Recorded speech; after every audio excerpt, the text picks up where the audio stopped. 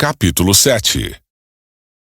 Eliseu respondeu: Ouçam esta mensagem do Senhor. Assim diz o Senhor: Amanhã, a esta hora, na porta de Samaria, 6 litros de farinha fina custarão apenas 12 gramas de prata, e 12 litros de cevada também custarão apenas 12 gramas de prata. O oficial que auxiliava o rei disse ao homem de Deus: Ainda que o Senhor abrisse as janelas do céu, isso não poderia acontecer.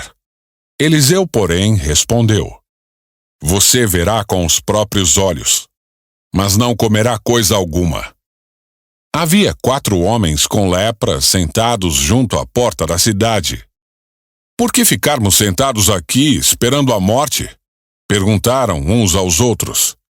Morreremos de fome se ficarmos aqui, mas também morreremos de fome se entrarmos na cidade, pois não há alimento lá. Vamos sair e nos render ao exército sírio. Se eles nos deixarem viver, melhor. Mas se nos matarem, de qualquer maneira, teríamos morrido.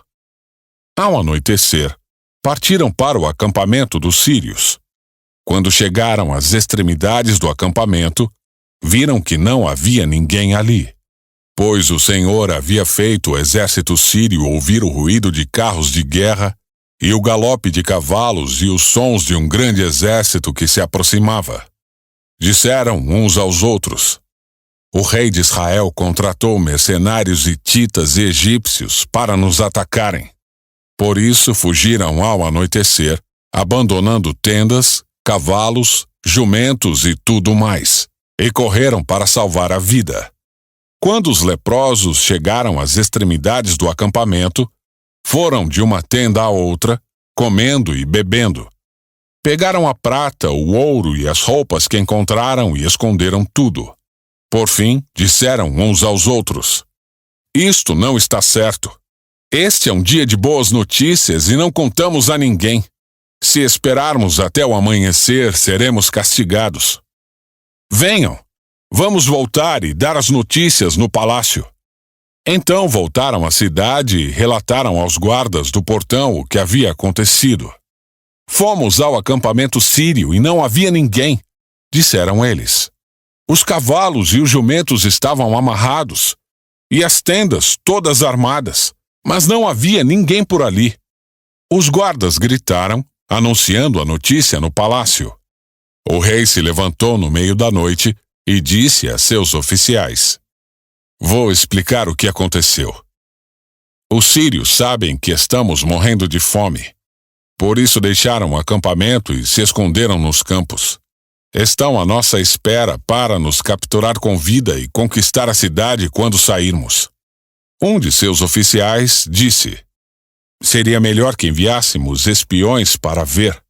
Eles podem usar 5 dos cavalos que sobraram. Se acontecer alguma coisa com eles, não será pior que se ficarem aqui e morrerem com o restante de nós. Assim, prepararam 2 carros de guerra com cavalos, e o rei enviou espiões para ver o que havia acontecido ao acampamento sírio. Foram até o rio Jordão, seguindo o rastro de roupas e equipamentos que os sírios tinham abandonado em sua fuga desesperada.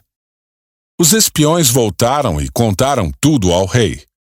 Então o povo correu e saqueou o acampamento sírio. E de fato, naquele dia, 6 litros de farinha fina foram vendidos por apenas 12 gramas de prata, e 12 litros de cevada também foram vendidos por apenas 12 gramas de prata, como o Senhor tinha dito.